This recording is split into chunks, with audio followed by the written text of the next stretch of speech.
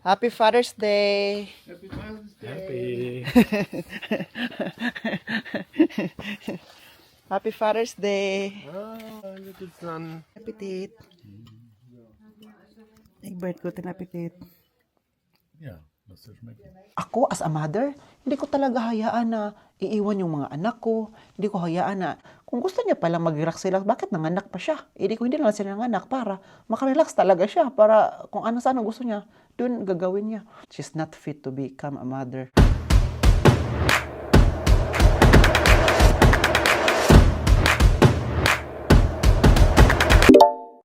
Hi guys! Welcome back to another vlog. It's me, Oliver Cagas Gimmicker. And guys, happy Father's Day po. Ngayon po, nag-celebrate tayo ng Father's Day. It's May 14. May 14 po ng 24 hours. All day is May 14, okay? So, ngayon, pakain po tayo sa kay Andy kasi po uwi na po namin galing sa labas. Nilakad ko po iyan. Ito siya, naghihintay siya kasi nagutom na siguro yan. So, Happy Father's Day sa lahat po ng mga tatay, itay, papa, daddy nyo, ama, lolo, at saka sa mga nanay na nagpakatatay, lalo na sa mga single mother, sa mga single father, salute sa inyong lahat. At saka, ano rin po yung mga eldest na nagiging haligi rin ng tahanan kasi wala na mga parents kasi kagaya ko na nagiging nag-stood up para talaga sa pamilya, sa mga kapatid. Diba? Salute sa ating lahat, salute sa inyo. Dito po ngayon kasi guys, diba, sinabi ko sa other vlog na yung Father's Day kasi sa Germany ay mag-celebrate sila May 14. Baka sabihin nyo ba, Oliver, hindi man Father's Day ngayon kasi sa Pilipinas hindi man kami nag-celebrate ng Father's Day. Why are you celebrating out there? Bakit? Di ko rin alam. Kasi basta May 14 dito sa Germany is Father's Day. Sinasabi ko sa inyo. Kung tanongin niyo ako, wag ako. Hindi ako Google, ha? Itanong niyo kay ChatGPT. Ako na. Nasabi ko sa inyo. Sige na ba? Sige on. So, kaya mag-celebrate kami ng Father's Day. But, kain ko muna itong isa na ito para manahimik na ito. Naghintay po siya. Wait, I'm going to show you. Or I'm gonna show you. Wait. Wala bang pagkain mo, Dadjong? Ito man ang pagkain mo, oh. So, inaano ko na yung pagkain ni Andy. Kanya, inaano ko na siya. Ito, oh. Ito yung pagkain niya guys. At saka yung, itong maliliit-liit. Itong maliliit na to, oh. Ito, oh. Ito siya guys, na parang biscuit siya ba? Kung sa atin pa rice. Ito yung rice niya. At saka ito namang malaki-laki. Ito yung ganito. So, ito yung parang karne ito, oh. Yan. Ito yung parang karne niya na para may ulam siya sa pag kinakain niya. Ito siya. Oh. Hi. Oh, ang ano pa ng mukha mo kasi kakalabas lang namin ba? Nalabas ko siya kaya dadalhin ka natin at pakainin natin po. So, pinakain ko na po sa Andy. So, sa kasalukuyan ngayon kumakain na po siya. Ang oras po ngayon dito guys ay, alamin nyo talaga. Ano po, alas 6:30. And, kaya umaga po, ay kahapon po pala, May 13, sinabi ko sa kay Dad Obi ba na, iniisip ko kasi, hindi ako nakabili ng gift for my Father's Day kasi 'di ba pag Father's Day nagbibigay ako ng regalo, nagbibigay ako ng something special or kung hindi naman special, something na maiyak sila sa regalo ko, like hindi sila makatulog dahil sa regalo na binigay ko. So, sabi ko, do you have everything na, kung perfume, meron silang perfume, kung marami silang mga perfume na na-expire na kagad, na-expire na lang kasi hindi na nagamit.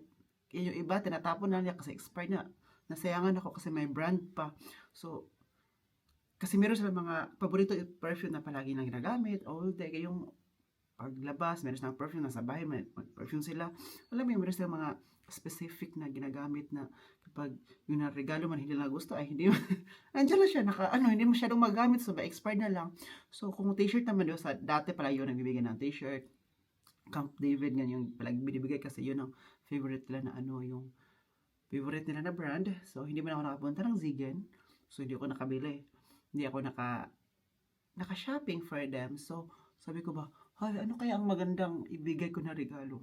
So, nag-chat ako kay Mami Rose. Sabi ko, Mami Rose, ano ibigay mo kay Kuya Martin? Kasi diba, mag-Father's Day din.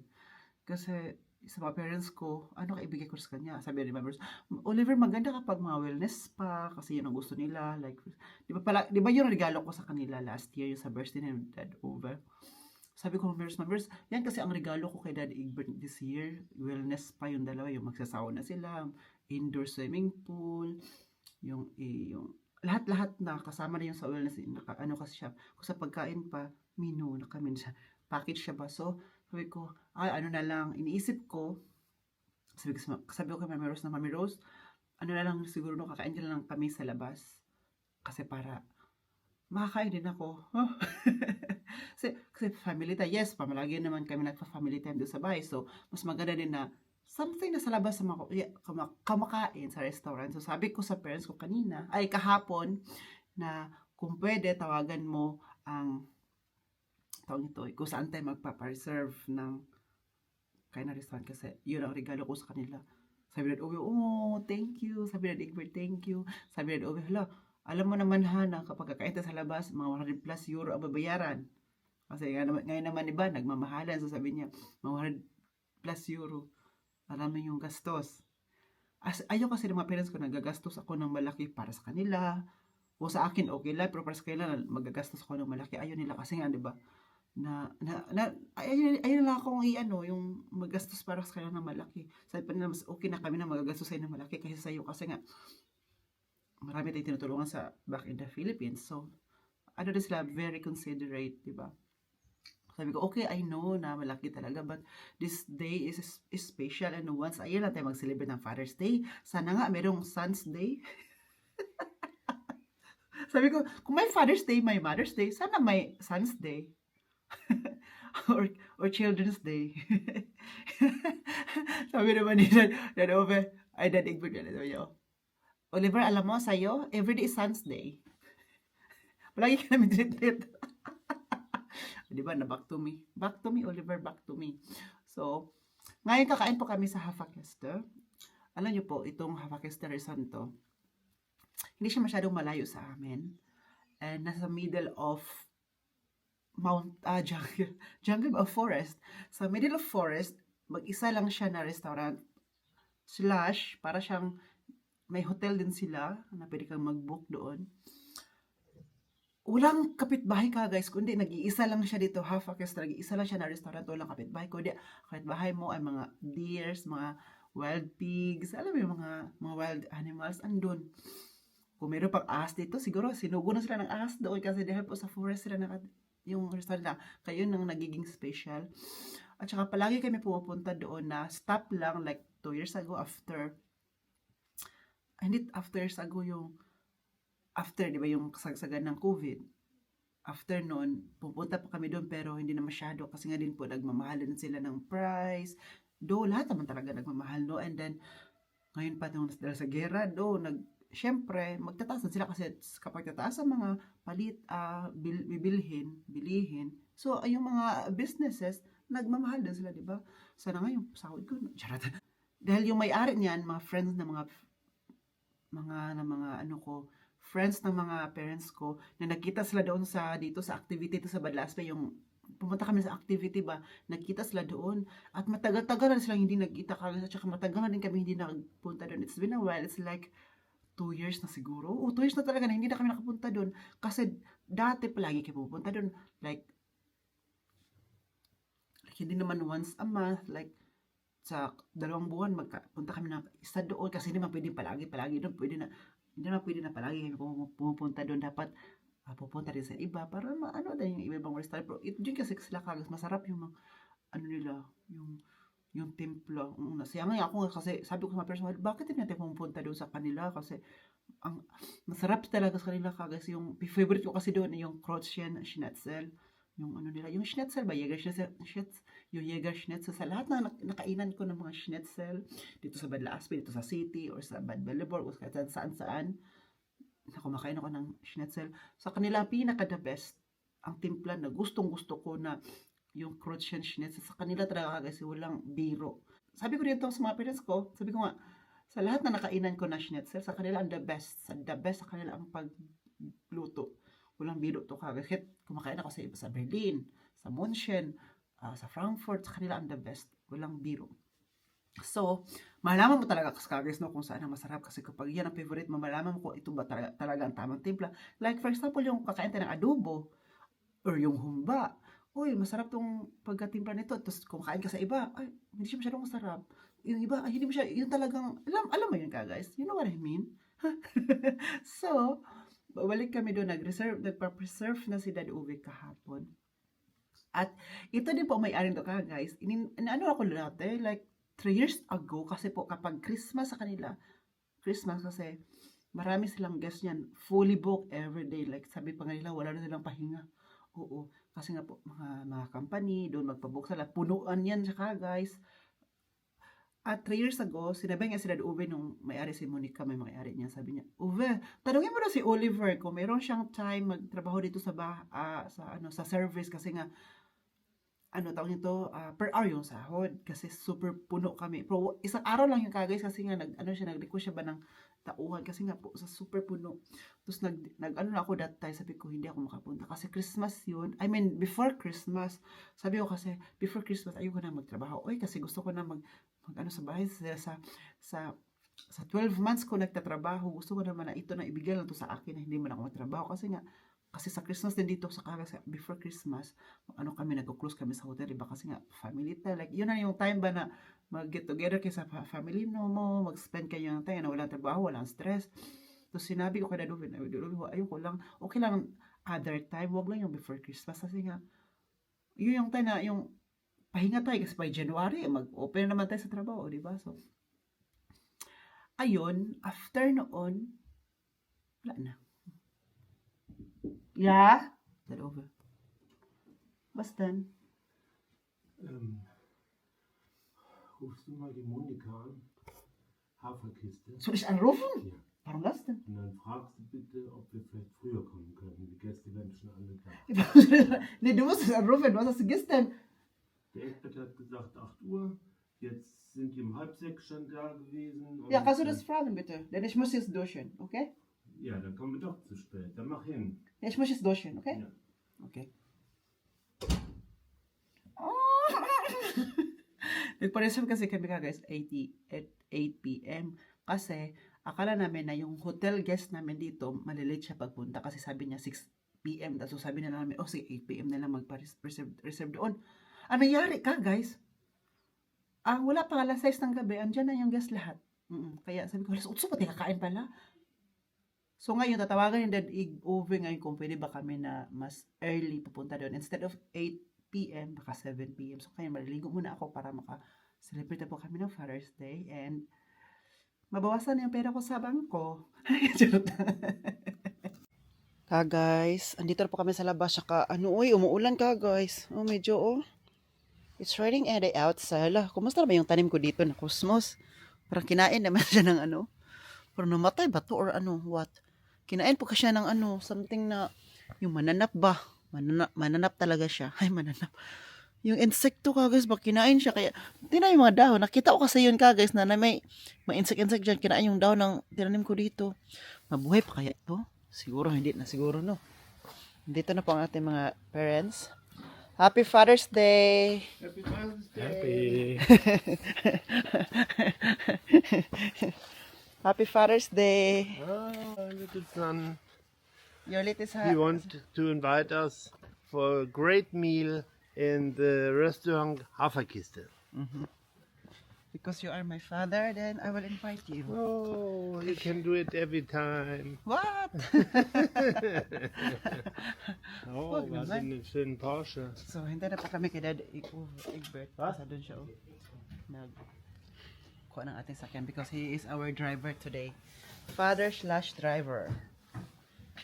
No? Oh, and the great ID bus. It's raining, look. It's You have a rain again. raincoat also. I have also. Yes. I wear it right now. Happy Father's Day and thank you for everything, Dad Ove. I hope you can enjoy it. I mean, I will enjoy it if you pay. Charot.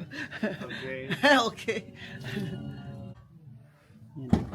Oh, buksan mo. Papasukin ako. Oh, alinis ng sakyan, oh. Sakyan, Dad Egbert. Malinis talaga. Hindi talaga pwedeng hindi malinis kasi magagalit po iyan. Pag may kunti lang, ano dyan ka, guys, nako. Matikuloso yan sa sakyan.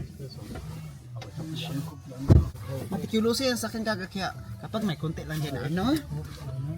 Na, sabi mo talagang ikaw na ang kukuha para hindi mahalata. Oo, kasi gusto niya malinis sa sakyan, panglabas, pangloob. Kasi nga, diba, cleanliness is next to godliness, diba? Ano siya? Hindi pwede si Dad Uwe mag-drive kasi po, diba, maano yung paan, tuhod niya masakit. Kaya siya mag-drive. Soon, kapag may driver's license na ako nang bahala sa inyo. So, sabi ko talaga sa inyo. Yung kapitbahay namin. Kalagitnaan po na aming pagpupunta sa restaurant. Nag-stop over muna kami dito. Tingnan niyo si Dad Uwe dito. Hello. Hello. Tapos, dito kasi kung saan yung tennishalin namin. Di ba na, alala nyo before yung tennishalin namin, sinira yung gate, ay yung glass para mapasok nila. So ngayon, si Dad Egbert, papunta sana kami sa Hafakeste. Tapos nakita namin may tatlong malalaki na papunta dito. At saka, para papunta doon sa tennishalin namin. Kaya, si Dad Egbert sabi, mag-stop muna tayo. Kaya nag-stop muna kami, dito kami. Si Dad Egbert ay andun po sa tennishalin ngayon. Tinitingnan niya kung sino yung pumapasok doon. Kasi nga, private.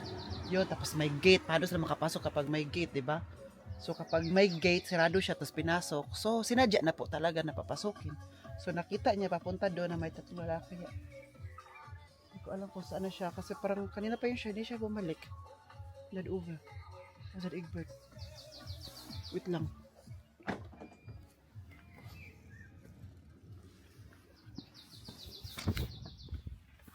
Ito yun. Saan siya? Tignan natin. Hindi ko ano ba nangyari doon.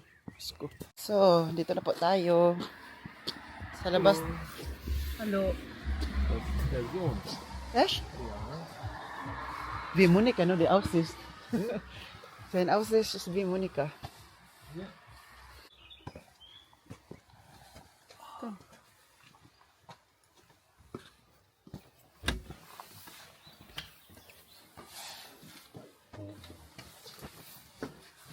Erzähl mal. Guys, kain na po tayo. Sige ka, no? Am Montag schicke ich dem Herrn Altmann noch eine Ano kami kurze muna ngayon. Ang menu namin ay Genau. onion soup. Masarap. Ganito ang pagkain ng soup, ha? Pag ganun.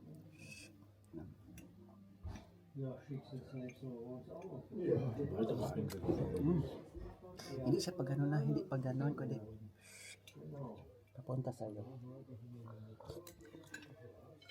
Man kann es sich noch jetzt vor uns hat, als bevor wir rauskommen.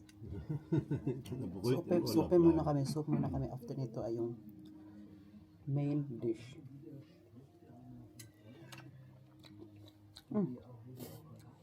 May cheese. Kaiser.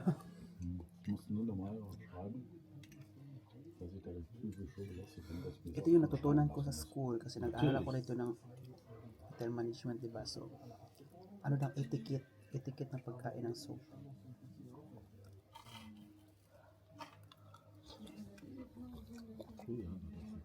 Frisches Schabbatbrot.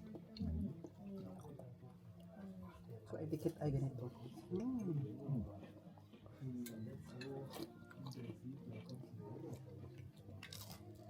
Parang busog na ako. Spinach. Saat. Smakan. Smakan. Kuschentella. Bei der Hitze hätte ich mit dem Daumen sofort wieder verbrannt. Das auch deine, oder? Die sind nicht so heiß wie die. Die ist mit Käse überbacken. Dann war die noch im Ofen mit 250 Grad. Entsprechend heiß dürfen die Tassen haben. War lecker. Aber super init.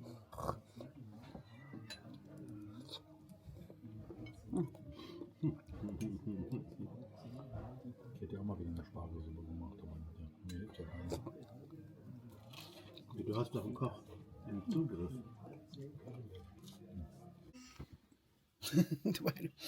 Kain po. Ito na po yung pagkain namin na order. Hello. Kutsin apetit. Egbert, guten Appetit. Ja, lass dir schmecken. Same kami Dad Egbert. Ich habe gedacht, du wolltest auch Jägerschnitzel. Und? Ich habe gedacht, du wolltest Jägerschnitzel bestellen. Grüß dich. Sorry. It's lecker, no? Ja. Sarap ito ka, guys. Aber das ist doch. Thank you for alles. Nasa bahay na po kami. Come here. Yeah.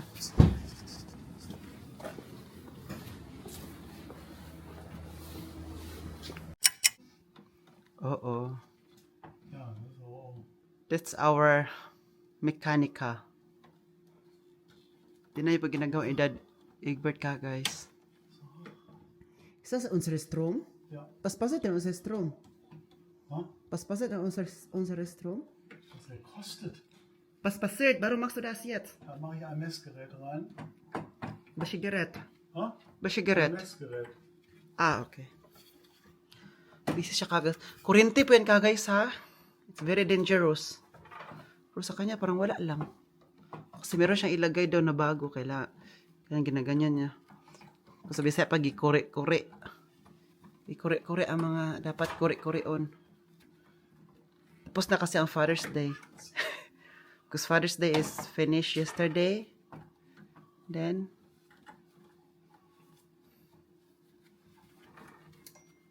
God.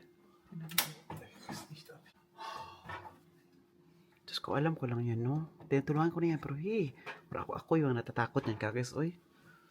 Ako natatakot pa kung isang pagkakamali lang, pwede sumabog, pwede ka makurente, lagpot.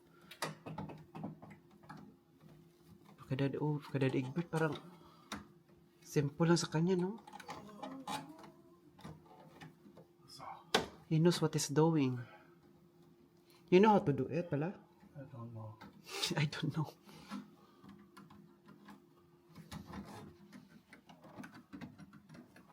Kaya sa sala namin kagay sa living room namin walang kuryente doon. Hindi ma-turn on ang TV. Walang kuryente kasi turn off yun po. Pero sa akin may kuryente kasi hindi man lahat turn off. May ibang connection kasi na pwede pa. So.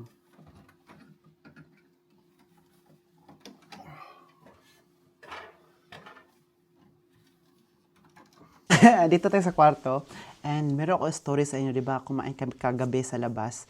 Invite ko yung mga parents ko doon sa Hafakasta. Yung may-ari kasi doon, friend ng mga boss ko, pero or friend ng mga parents ko.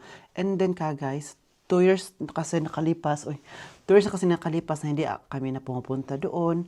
So, dito si auntie, hey, you want to say hi to guys? Wala di ay? So, 2 years na hindi kami nakapunta doon. So, 2 years din na walang chika-chika, walang mga, so maraming ganap, walang, ano ba. So, sa 2 years po guys, yung may-ari doon, daming chinika kay Dad over sa amin. Kasi sa table kami doon siya. Doon, meron namang ibang mga customer po doon siya sa amin kasi marami siyang ichichika sa amin. So, natuwa siya na bumalik daw kami doon. Natuwa din mga parents ko na bumalik kami doon na nagkita-kita, nag-usa-usa kasi dati kasi palagi talaga kami doon guys, like once a month pumunta kami sa kanya, kumakain kami doon hanggang na ano na kasi 'di ba nagmahalan ang mga restaurant, tapos di ko alam kung ano nangyari, but at saka yung dati kasi magpa-reserve kami sa kanya, palaging fully booked. So ngayon kaya sabi ni Dad Ovila, palagi na fully book. Every tawag talaga yung fully book. Siguro may something. So, wala pala. So, dito ko talaga na ano kung gaano kabuti din ang mga German. Lalo din ang mga mama, yung mga may anak. Yung may mga anak din sila. Diba? Si Andy nagpalambing. Nagpalambing din siya. Palambing din siya ka guys. Sige na, doon ka na ka. Dito ka lang? O sige, dito ka lang. Kasi maiga ka na dito. Anong nangyari? Sabi pa niya, kasi meron kaming friend dito sa Germany nung, naalala nyo dati na meron ako inatin na nakasal na German couple.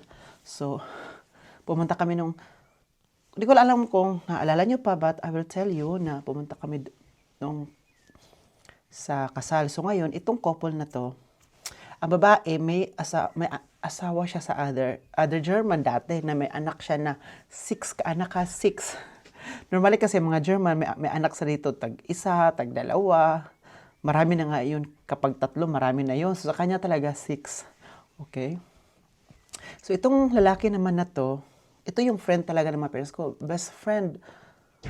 So sila yung palagi nakita-kita before, at yung lalaki na to, may asawa din siya na German before, hanggang naghiwalay sila, and then nagkita-kita silang dalawa nito. So sabi pa ng mga parents ko, so itong friend nila na German, nagiging instant daddy. Di ba? So ngayon, yung babae may anak siya na 6.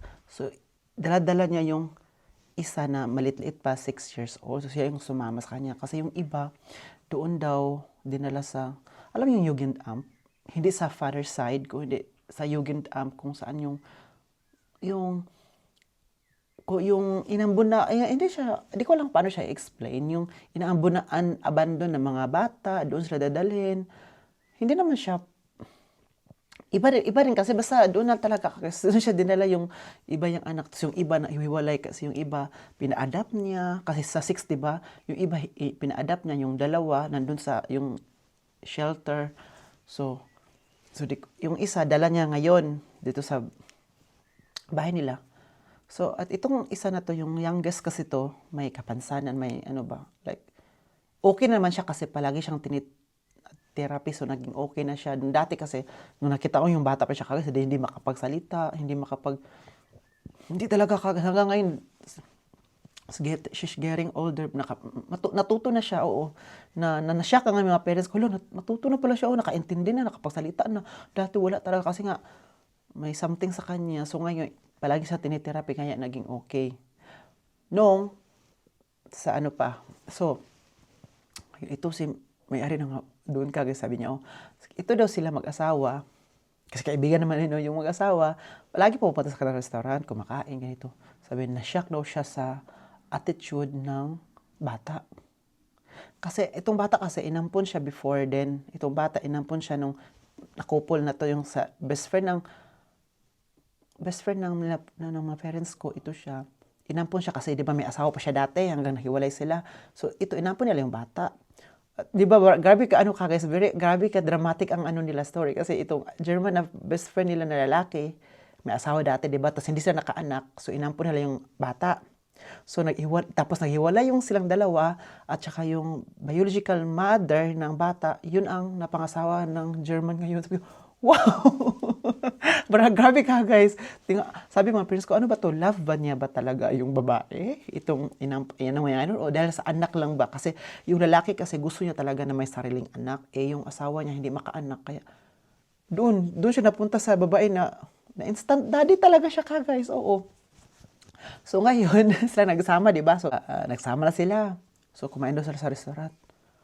Dito kasi sa Germany ka, guys, kapag ang bata ay below, lalo na mga underage pa, below 10 years old, mga 5, 6 years old pa yung bata.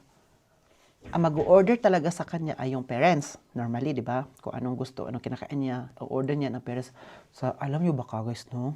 Yung bata, nag-order no, siya lang din. Gusto ko ng kula, gusto ko ng salad. Tapos yung parents, alam mo yung pinabayaan lang. Alam mo yung kinukusinte. Alam mo yung ngayon guys? Na-shock yung may-ari. Sabi ko, grabe. She will do whatever she wants. Babae kasi yung anak nila. Normally kasi, sabi niya, ako as a mother. Kapag po kakain kami, kasi may anak din itong may-ari, di ba? May anak siya, dalawa yung anak niya na yung isa, kaka 18 years old pa, yung isa underage pa. Sabi ko, ako pa yan? Ako talaga mag-order para itong kainin ng anak ko, inumin ng anak ko. Sa kanya, siya lang talaga, tapos hinayaan lang. Walang right conduct ba? So, ayun na, okay. Naano siya ba kasi, itong mama kasi, hinayaan kasi nga, sabi ba niya, itong mama, di ba? Ito nga, mama kasi, hinayaan niya yung ibang anak na ipaampon pa, yung iba, tapos iba, nilagay sa shelter kasi, gusto niya lang mag-happy-go-lucky. Yun ang gusto niya, yung babae, yung So, isa lang yung dala niya. Sabi pa nung friend na, ng mga parents ko, yung may-ari ng restaurant, sabi niya, ako as a mother, hindi ko talaga hayaan na iiwan yung mga anak ko, hindi ko hayaan na ipadala siya, ipaampon sila, ipadala sa shelter o kahit kanino, kasi as a mother, mas unang masaktan ang mama. 'Di ba? Yung sa papa kasi, okay lang, pero ang mama kasi siya yung nagbuntis, siya yung nag-alaga yan 9 months sa tiyan mo, tapos paglabas mo, hinayaan mo na lang, binigay mo na sa kanino, alam mo yun guys. So, sa kanya, gusto lang niya lang i-relax yung sarili niya. Sabi pa niyo, kung gusto niya palang mag-relax, bakit nanganak pa siya? Hindi lang sila nanganak para makarelax talaga siya, para kung ano sa ano gusto niya, dun gagawin niya. Sabi pa niya, kasi, na-differentiate kasi nila guys, kasi, di ba yung anak inampon siya before, yung best friend kasi, yung best friend kasi na lalaki at yung asawa nun, yung ex-wife, best friend to mga parents ko. Palagi pupunta doon sa bahay, kami dito, magluto kami ng pizza na, yung homemade pizza kami pupunta na dito, yung bago-bago pa lang hanggang naghiwalay man. So, inaalagaan talaga yung bata, respeto talaga na sila mag-order, na sabihin na, dapat kung anong kinain mo, ubusin mo yan, yung iinumin mo, ubusin mo yan, wag mo, alam mo yun, talaga siya ba, inaalagaan, like, sinasabihan ng tama, attitude. Tapos, nung naghiwalay sila, dumating siya nito, kaya na-differentiate talaga ng may-ari ng, yung restaurant, sabi niya, ito yung babae na to, wala siyang pakialam. Tapos sabi niya, yung salad na in-order niya, hindi pa naubos, binalik pa. Sabi yung kula kunwari, naubos na yung kula, nag-order pa ng isa, hinayaan lang din. Normally kasi, tama na, kasi tama na, magtubig ka na. Kanya, hinayaan lang daw. Sabi ko talaga, guys, na yung mga German mother or mga German family talaga, grabe din sila mag-alaga din talaga sa mga anak ko. Akala ko kasi siguro mga iba kasi pag-alaga sa mga German or sa Filipino, iba-iba. Akala ko mas maalaga talaga tayo. Mas maalaga talaga tayo. Lalo na kapag masaktan yung anak natin, doon tayo, di ba? So, mas maalaga pala din to ang German. Like, same lang din sa mga Filipino ba na ayaw na mahiwalay yung mga anak nila, ayaw nila na walang respeto yung anak nila, gusto na may respeto paglaki. Kaya talaga siya, na-shock talaga ako. Sabi pa niya, sa dami na nakilala ko mga mama at may mga anak na dadala dito kasi restaurant man, iba na, kumakain. So, malalaman talaga niya ang mga attitude doon na kumakain. Iba to. Ito siya, ibang-iba sa mga mga parents. Sabi niya, ako, as a mother, hindi ginaganyan anak ko. Ako mag-order, tapos sabihin ko talaga ako, anong kinuha mo, ubusin mo kasi sayang pagkain. Hindi na yan pinupulot, sabi niya. Yun ang mga parents ko, huwag mo sayang mga pagkain dito at kasi sa mahal na ngayon, din dapat magtapon-tapon lang. Sabi ng mga parents ko, so maano ka talaga, di ba? So, nayaan pa yung mga anak niya. Sabi pa ng parents ko, I'm sorry to tell this, but she's not fit to become a mother, sabi pa niya. Kasi sa 6 na anak niya, iniwan yung iba. Yung isa na lang dinadala niya. Tapos, yun ang sabi ng may restaurant. Sabi niya, ako din, yun yung napansin ko sa kanya. She's not fit to become a mother. Gusto na maglakwat siya lang.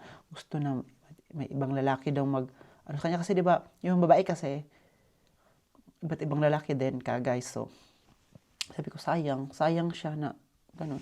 So, ngayon, kasi yung lalaki na friend ng parents ko, hindi na nag-contact sa mga parents ko. Bakit? Kinokontrol nung babae.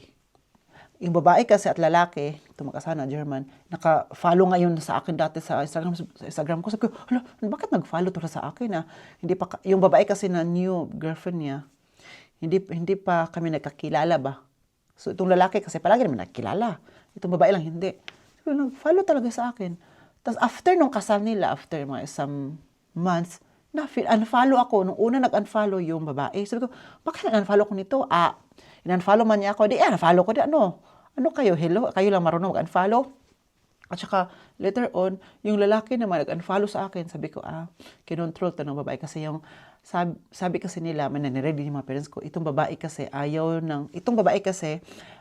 niya yung asawa niya, yung friends na mga parents ko na may contact pa siya sa ibang friends niya, mga best friend niya, i-contact sa mga parents ko, yung iba pa mga friends ito, ayaw niya na may i-contact siya. So, kinokontrol siya.